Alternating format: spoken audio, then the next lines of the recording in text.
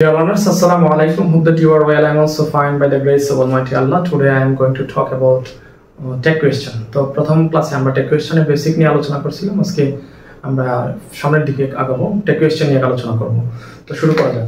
তো take question নিয়ে আজকে আমরা আলোচনা করব। টেক কোয়েশ্চন আমরা within present indefinite tense, present continuous, তারপর present perfect, past indefinite, past continuous, past perfect নিয়ে কথা বলছিলাম। আজকে আমরা ফিউচার ইনডিফিনিট টেন্সে কিভাবে যদি টেক কোয়েশ্চন মানে আসলে কিভাবে আমাদের আনসার করতে হবে সেটা নিয়ে কথা বলবো।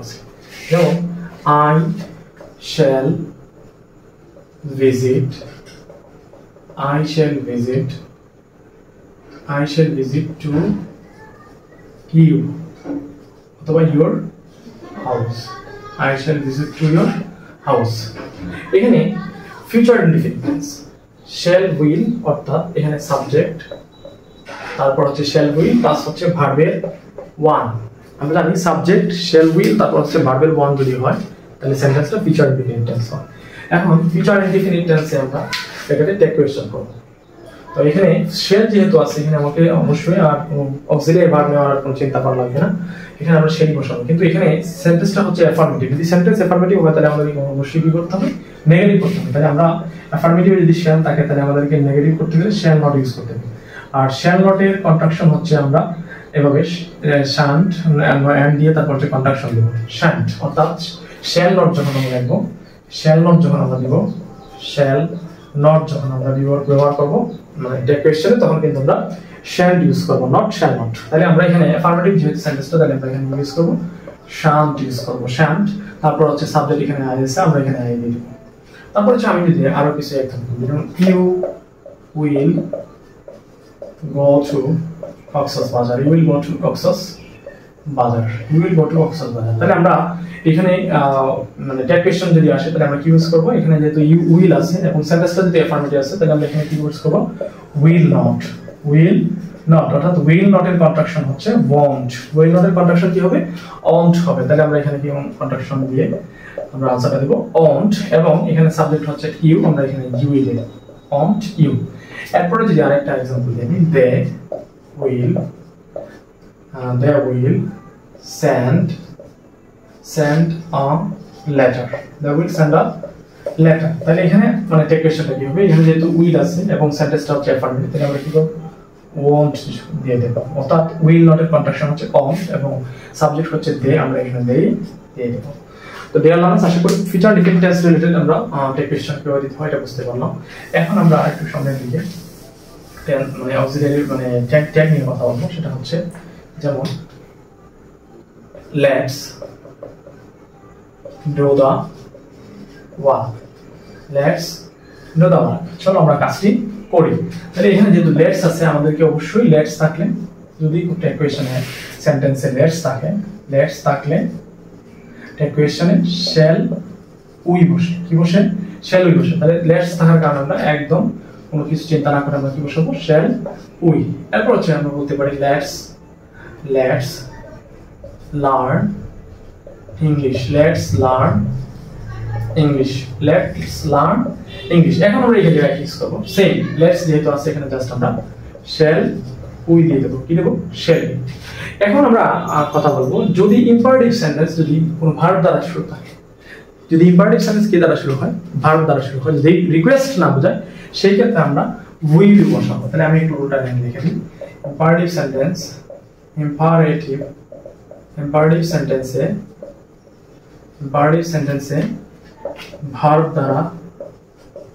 ভার্ব দ্বারা সেন্টেন্স শুরু হলে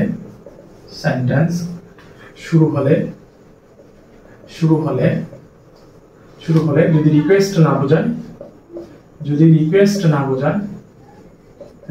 না বোঝায় তাহলে টেক কোয়েশ্চনে উইল বসে। তাহলে টেক কোয়েশ্চনে কি বসে, উইল বসে, টেক কোয়েশ্চনে উইল ইউ বসে।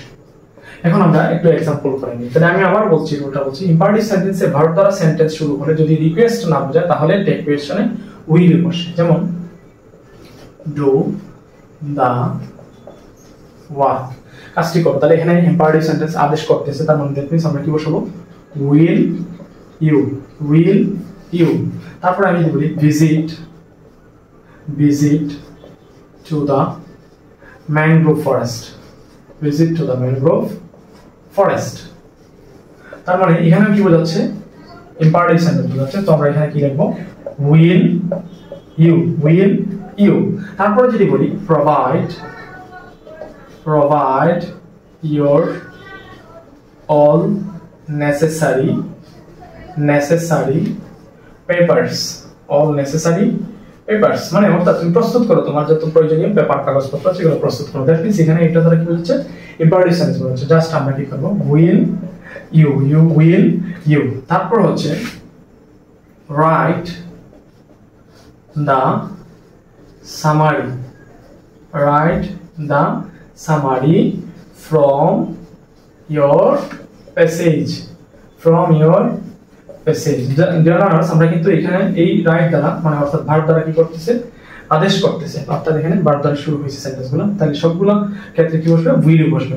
অর্থাৎ এখানে রাইট যেহেতু ভার্ব দ্বারা সেন্টেন্সটি শুরু হয়েছে, এখানে আদেশ বোঝাইতেছে, সেই ক্ষেত্রে কি বসবে, উইল ইউ বসবে। এখানে উইল ইউ বসবে, অর্থাৎ শেষের দিকে আমরা একটা প্রশ্ন চিহ্ন দেব। আসলে কি এই পর্যন্ত আমরা বুঝতে পারছি। এখন একটু সামনের দিকে যদি আরো কিছু রুল যেগুলো খুবই ইফেক্টিভ, মোস্ট ইম্পর্টেন্ট, যেগুলো পরীক্ষায় আসে, এইগুলো কিন্তু আমি তোমাদেরকে এখন করাবো। সেটা হচ্ছে যদি যেমন আমি লিখে রাখি rarely, hardly, seldom, scarcely,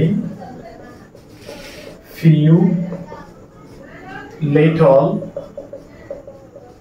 neither, nobody, none থাকলে টেক কোয়েশ্চনে নট বসে না। আমরা একটু মানে রুলসটা একটু দেখি। যেমন বলছে এখানে barely, rarely, hardly, seldom, scarcely, few, little, neither, nobody, none থাকলে টেক কোয়েশ্চনে নট বসে না। অর্থাৎ আমরা কি বুঝলাম, যদি এই ওয়ার্ডগুলো কোন সেন্টেন্সে টেক কোয়েশ্চনে থাকে, টেক কোয়েশ্চন যেগুলো আমাদেরকে প্রশ্ন করা হবে সেখানে যদি এই সেন্টেন্স এগুলো থাকে ওয়ার্ডগুলো, তাহলে অবশ্যই কি বসবে না, এখানে নেগেটিভ বসবে না, কারণ সেগুলো হচ্ছে এক একটা নেগেটিভ ওয়ার্ড। যেমন আমি एग्जांपल যদি বলি এখানে, যেমন he barely sees her recently, অর্থাৎ রিসেন্টলি বর্তমানে সে খুবই কম দেখে থাকে, তাহলে এখানে barely what does, এখানে যেহেতু হি আছে ভার্বের শেষে এস আছে, দ্যাট মিন্স এটা হচ্ছে প্রেজেন্ট ইনডিফিনিট টেন্স। তো সেই ক্ষেত্রে আমরা প্রেজেন্ট ইনডিফিনিট টেন্সের ক্ষেত্রে আমরা ডু অথবা ডাজ নেব, কিন্তু এখানে আমরা ডু নিব না ডাজ নেব, সেটা হচ্ছে আমাকে আমার সাবজেক্ট বলে দিচ্ছে যে হি আছে যেহেতু, সেই ক্ষেত্রে আমরা কি বসাবো, ডাজ বসাবো। এখন আমরা এখানে ডাজ বসাবো, কিন্তু এখানে নাউন যুক্ত করার কথা ছিল, কিন্তু এখানে barely ওয়ার্ডটা থাকার কারণে, অর্থাৎ এটা একটা নেগেটিভ ওয়ার্ড, সেই ক্ষেত্রে এখানে নট বসবে না, জাস্ট ডাজ এর পরে আমরা সাবজেক্ট বসিয়ে দেব, ডাজ কি। এখন আমরা যদি বলি দা বার্কিং ডগস, আমি আরেকটা एग्जांपल দিই, the barking dogs seldom bite, the barking dogs seldom bite। Dear learners একটু লক্ষ্য করি, এখানে বার্কিং ডগস দ্বারা বোঝাইতেছে এখানে মানে ঘেউ করা কুকুরটি, বার্কিং মানে হচ্ছে ঘেউ করা কুকুরগুলো, কুকুরগুলো seldom bite খুবই কম কামড় দিল। তাহলে এখানে যেহেতু seldom ওয়ার্ডটি আসছে, যেহেতু এটা একটা নেগেটিভ ওয়ার্ড, সেক্ষেত্রে আমরা কিন্তু নেগেটিভ করার কোনো চিন্তা করতে পারি না, অর্থাৎ এখানে নেগেটিভ বসবে না। জাস্ট এখানে ডগস যেহেতু অনেকগুলো বোঝাইছে, প্লুরাল বোঝাইছে, সেক্ষেত্রে আমরা দে ইউজ করব এখানে। অর্থাৎ এখানে আমরা দে ইউজ করার পরে আমাদের চিন্তা করতে হবে এটা কোন টেন্স আছে, যেহেতু বাইট বিট বিটেন, অর্থাৎ কামড় দেওয়ার ইংলিশ হচ্ছে বাইট, যেহেতু প্রেজেন্ট ফর্ম, তাহলে সেই ক্ষেত্রে আমাদের কিন্তু ডো ইউজ করতে হবে, ডো অথবা ডাজ। কিন্তু এখানে আমরা ডাজ ইউজ করতে পারি না, কারণ হচ্ছে প্লুরাল ফর্মের সাথে সবসময় কি বসে, ডো বসে। এবং এখানে যেহেতু অনেকগুলো কুকুর, তাহলে সেক্ষেত্রে আমরা দে ইউজ করবো, তাহলে ডো। এবং এটা যেহেতু অ্যাফার্মেটিভ সেন্টেন্সটা যদি অ্যাফার্মেটিভ হয়, আমরা পূর্বে বলছিলাম সেটাকে নেগেটিভ করতে হবে, তাহলে ডোন্ট, তারপর হচ্ছে দে, সরি এখানে ডট হবে না, এখানে হবে ড্র দে, কারণ হচ্ছে এখানে একটা সেলডম, অর্থাৎ এখানে নেগেটিভ একটা ওয়ার্ড আছে। তো সেই ক্ষেত্রে আমরা কি ইউজ করব, ডো দে, তাহলে কি ইউজ করব, ডো দে। তারপর হচ্ছে আমরা যদি আরো কিছু एग्जांपल দেখি, যেমন I have few friends in Dhaka, তাহলে এখানে few ওয়ার্ডটা হচ্ছে নেগেটিভ, অর্থাৎ এখানে নেগেটিভ বসবে না, জাস্ট এখানে friends, I have few friends, তাহলে কার আছে, আমার আছে, তাহলে এখানে আমি কি করব, have আমরা অক্সিলারি ভার্ব যেহেতু আছে অক্সিলারি ভার্বটা আগে নিয়ে নেব, তারপর হচ্ছে আমরা আই বসাবো। এখন হ্যাভ এর পরে কিন্তু নট যুক্ত করার কথা ছিল, কিন্তু এখানে একটা ওয়ার্ড ফিউ, এটা হচ্ছে নেগেটিভ, সেটার কারণে কি বসবে এখানে, নট বসবে না, জাস্ট আমরা হ্যাভ এরপর হচ্ছে সাবজেক্ট দিয়ে দেবো, সর্বশেষ একটা প্রশ্ন বসিয়ে দেবো। এরপর হচ্ছে যদি বলি নিদার দে নর, নিদার দে, অর্থাৎ এখানে আমরা লিখবো neither they nor he does the work, does the work, neither they nor he does the work. Dear learners, এখানে একটু বোঝার চেষ্টা করি আমরা সবাই। এখানে হচ্ছে নিদার দ্বারা হচ্ছে neither they nor he does the work, মানে অর্থাৎ নিদার দ্বারা হচ্ছে প্রথমে একটা সাবজেক্ট থাকবে নিদারের পরে, এরপর হচ্ছে ভার্ব থাকবে, অথবা ভার্ব নাও থাকতে পারে, এরপর হচ্ছে সাবজেক্ট থাকবে, এরপরে একটা ভার্ব থাকবে। অর্থাৎ এটা দ্বারা বোঝায় নিদার দে, অর্থাৎ সেও নয় তারাও নয়, নিদার দে মানে তারা নয়, নর হি সেও নয়, অর্থাৎ তারাও নয় সেও নয়, does the work. Neither they nor he does the work, না সে কাজটা তারা করছে না কাজটা সে করছে। অর্থাৎ এখানে আমার কিন্তু সাবজেক্ট ধরতে হবে, এইটাকে কিন্তু আমার সাবজেক্ট ধরতে হবে, কিন্তু এইটা কিন্তু আমার সাবজেক্ট না। যদি আমরা এইটা সাবজেক্ট ধরে যদি আমরা কি করি টেক কোয়েশ্চেন করি, তাহলে কিন্তু আমাদের ভুল হবে। আমরা সবসময় কি করবো, নর থেকে আমরা কি করবো, আমরা সাবজেক্ট ধরবো। যেমন নরের পরে কি আছে, হি আছে। এখন নর যেহেতু ওয়ার্ডটা এই সেন্টেন্সের মধ্যে আছে, প্রথমেই নর আছে, তাহলে সেই ক্ষেত্রে কি করবো আমরা, নেগেটিভ করবো না। এই যে সেন্টেন্সটা কিন্তু এখানে নিদার থেকে নর, নিদার নর, ঠিক আছে, যেহেতু নিদার ওয়ার্ডটা আছে সেই ক্ষেত্রে এখানে কি হবে না, নট যুক্ত হবে না। জাস্ট আমরা কি করবো, যেহেতু প্রেজেন্ট ফর্মে আছে তাহলে আমরা কি লিখবো, হি ডাজ। এখন ডাজ যেহেতু মেইন ভার্ব হিসেবে আছে, তো এটা অক্সিলারি ভার্ব হচ্ছে ডাজ ইট, তাহলে আমরা কি করবো, জাস্ট অক্সিলারি ভার্ব ডাজ দেব এবং সাবজেক্টটা হি বসাই দেব, ডাজ হি। এরপর হচ্ছে যদি বলি আমি nobody believes a liar, nobody believes a liar, কেউ মিথ্যাবাদীকে পছন্দ করে না। তাহলে আমি এখানে প্রেজেন্ট ইনডিফিনিট ভার্বের শেষে তাহলে অবশ্যই আমরা কি বসাবো, নবডি যেহেতু আছে তাহলে সেক্ষেত্রে আমাদের দে বসাতে হবে। তাহলে আমাদের এখানে বিলিভস, নবডি ন আছে, এখানে ন থাকলে কি হবে না, আমাদের নেগেটিভ করতে পারবো না। সেক্ষেত্রে আমরা কি দেব, জাস্ট ডো দে বসাবো। তাহলে আমরা কি লিখলাম, নবডির জন্য দে বসালাম এবং দের সাথে কি বসে, ডাজ না বসে আমরা কি বসাবো, ডো বসাবো। তাহলে ডো দে, কিন্তু এখানে কিন্তু নেগেটিভ বসাবো। তো আসলে কি এই রুলটাও কিন্তু আমরা আলহামদুলিল্লাহ বুঝতে পারলাম। এখন আমরা সামনের দিকে আরেকটু আমরা রুল করি, সেটা হচ্ছে সেন্টেন্সে যদি যদি everybody, everyone, nobody, no one, somebody, someone থাকে somebody someone থাকে, তাহলে টেক কোয়েশ্চনে এগুলোর পরিবর্তে প্রোনাউন দে বসে, এগুলোর পরিবর্তে প্রোনাউন দে বসে। তাহলে কি বললাম, সেন্টেন্সে যদি everybody, everyone, nobody, no one, somebody, someone থাকে, তাহলে টেক কোয়েশ্চনে কি বসে, এগুলোর পরিবর্তে প্রোনাউন হিসেবে দে বসে। যেমন everybody wants to be happy, everybody wants to be happy, প্রত্যেকেই কি হতে চায়, সুখী হতে চায়। তাহলে এখানে আমরা টেক কোয়েশ্চন ইউজ করব, নো এভরিবডি যেহেতু আছে তাহলে আমাদেরকে অবশ্যই দে বসাতে হবে। এখন ওয়ান্টস থাকা সত্ত্বেও আমাদের কিন্তু দে বসাতে হবে। এখানে একটু কথা বলে নিই, সেটা হচ্ছে এভরিবডি যখন বলা হয় তখন বোঝানো হয় এখানে প্রত্যেকে, অর্থাৎ ইন্ডিভিজুয়াল প্রত্যেকে এখানে, কিন্তু এখানে ছেলেও আছে কিন্তু মেয়েও আছে।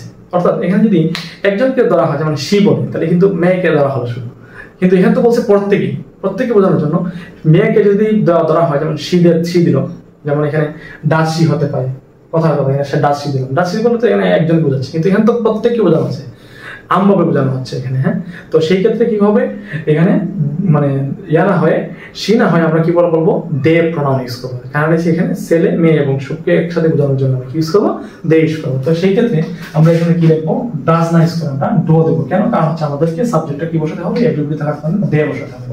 তো আমরা কি করলাম, এখানে ডো দে দিয়ে দিলাম। এরপর হচ্ছে আমরা যদি বলি nobody escape from death, nobody escape from death, কেউ মৃত্যু থেকে পলায়ন করতে পারে না। অর্থাৎ এখানে নবডি যেহেতু আছে তাহলে আমরা কি লিখবো, escapes, nobody escapes from death, অর্থাৎ মৃত্যু থেকে কেউ পলায়ন করতে পারে না। তাহলে nobody থাকার কারণে আমরা ইউজ করব, এখন নো থাকার কারণে কিন্তু আমরা এখন আর নট যুক্ত করতে পারবো না, কিন্তু এখানে কিন্তু নট যুক্ত হবে, কারণ হচ্ছে এখানে সেন্টেন্সটা হচ্ছে অ্যাফার্মেটিভ, জাস্ট এখানে আমরা ডোন্ট দে লিখবো, ঠিক আছে। কিন্তু এখানে কিন্তু ন থাকার কারণে আমরা নট যুক্ত করতে পারবো না, জাস্ট আমরা কি লিখবো, এখানে যেহেতু প্রেজেন্ট ইনফিনিটিভ তাহলে ড দেব, এবং নবডির কারণে আমরা কি বসাবো, এখানে দে বসাবো, ড দে। কিন্তু এখানে কিন্তু সেন্টেন্সটা হচ্ছে অ্যাফার্মেটিভ, আমরা জানি টেক কোয়েশ্চনে যদি অ্যাফার্মেটিভ হয় তাহলে নেগেটিভ করতে গেলে অবশ্যই নেগেটিভ করতে হয়, এবং নেগেটিভ করার সময় আমাদেরকে অক্সিলারি ভার্বের সাথে নট যুক্ত করতে হয় কন্ট্রাকশন দিয়ে। তারপর হচ্ছে আমি যে আরেকটা एग्जांपल দেই, যেমন এখানে বললাম someone has done the work, someone has done the work, এখন someone থাকলে কি হবে, they হবে, কিন্তু এখানে তো has দেওয়া হবে, এখন আমি কি করব, অবশ্যই এখানে আমার যেহেতু they বসাতে হবে তাহলে কিন্তু আমরা has বসাতে পারবো না, জাস্ট এখানে have ইউজ করব আমরা। এখন সেন্টেন্সটা যেহেতু অ্যাফার্মেটিভ আমাদের কি করতে হবে, নেগেটিভ করতে হবে, তাহলে আমরা কি লিখব, এখানে আমরা have নিয়ে আসবো, has থাকা সত্ত্বেও কিন্তু আমাদেরকে have নিতে হবে, কারণ এখানে এটা someone এর জন্য আমাদের কি দিতে হবে, they দিতে হবে, তাহলে আমরা এখানে have নিয়ে আসলাম। এখন অ্যাফার্মেটিভের জন্য আমরা এখানে নট যুক্ত করব, haven't, তারপর হচ্ছে someone থাকার কারণে আমরা এখানে দিয়ে দিব। তো ডিয়ার লার্নার্স, আজকে এই পর্যন্তই থাকলো, আমি আশা করি এই পর্যন্ত যতটুকু বললাম বুঝতে পারছি, আলহামদুলিল্লাহ। পরবর্তী ভিডিও অবশ্যই নিয়ে আসবো, দ্রুত নিয়ে আসবো। তো আজকের মতো বিদায় নিচ্ছি, আসসালামু আলাইকুম।